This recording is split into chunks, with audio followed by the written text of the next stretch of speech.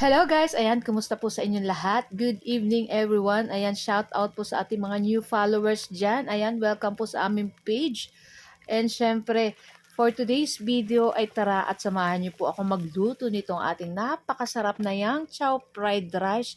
Syempre, hindi mawawala yung kapartner niyan guys na fried siomai. Naku guys, para ka na rin pong kumain ito sa Chowking pag nakain mo yung ganito. Syempre, medyo pag gusto natin kumain sa labas, magluto na lang po tayo nito sa ating bahay para makatipid po tayo. Siyempre, okay naman pong kumain sa labas paminsan-minsan. Siyempre, pagkakain po palagi tayo sa labas, mauubos yung ating budget. Kailangan natin magtipid. Kaya, tara na guys at samahan nyo na po akong magluto nitong ating lulutuin na yang chow fried rice at saka yung ating fried siomai. So, yung ating fried siomai, guys, is dati naman ang luto. Nabili ko lang yan sa grocery. At ang ating lulutuin talaga dyan is itong ating yang chow fried rice. So, tara na, guys. Ayan na nga. So, nagpainit ako ng kawali at naggisa na ako dyan ng ating bawang at sibuyas. Ayan. So, may natira po pala akong longganisa.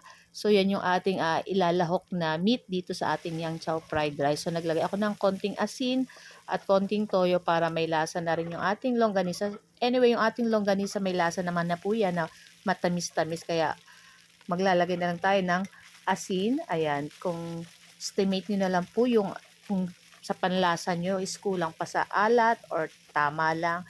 So, ayan na nga at nilagay na natin dyan yung ating kaning lamig. Ayan, yung ating bahaw at pagkatapos halu-haluin natin yan dyan guys at isunod na natin dyan yung ating mixed vegetable tapos yung ating tangkay ng ating kangkong. Ayan, halu-haluin lang natin yan dyan guys. Syempre ilalagay din natin guys yung ating dahon ng kangkong, kaya lang guys hindi ko pala na video yung paglagay ng dahon ng kangkong. Ayan, pero syempre sa huli nandyan naman po yung ating video, makikita nyo yung dahon ng kangkong is nandyan na. So ayan na nga at halu-haluin lang natin yan dyan guys. Ayan. So, ilagay na natin yung ating 2 pirasong itlog na binati. Siyempre, nilagyan ko rin ng konting asin yung ating itlog para masarap. At naglagay rin ako ng liquid seasoning. Ayan na yung ating dahon ng kangkong. Kung makikita nyo, nandyan na po sa ating yang chow fried rice. O diba, parang talagang kumain ka nito guys sa Chowking. At pagkatapos nyan guys, syempre sa panibagong kawali, maglagay na tayo ng mantika. Ayan.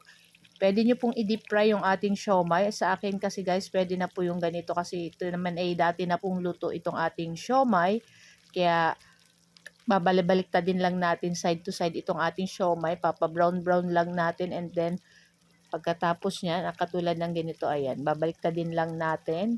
Ayan, kayo po ba guys, ano po ang inyong dinner? Ayan, ngayon lang po uli ako nakapagluto ng aming dinner kasi wala naman po maghapon yung aking 3 sons. So, ako lang naman po ang kakain sa kasi baby doggy ko. Ayan, kaya kahit ano na lang po yung aming pagkain ng lunch.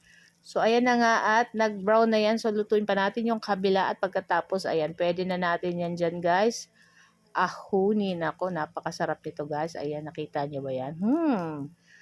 Dito pa lang sa ating siomai, solve ka na no? Siyempre, hindi mawawala yung sausawan natin dyan na toyo, may kalamansi. Pwede nyo pong lagyan ng sili or ano nilalagay nila, chili sauce. Ayan. So, sa amin kalamansi toyo, okay na po yan. So, ayan na nga. At ahunin na natin yan dyan, guys.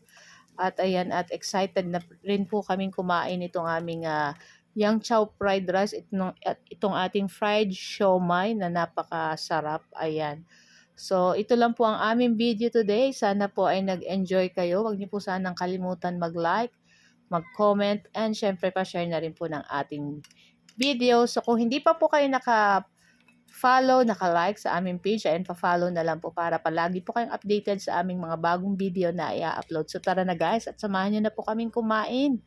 So, try nyo po itong lutuin guys. Napakamura lang naman po ito sa ating budget. Kaya, kaya nyo rin po itong maluto. At the same time talagang ang sarap.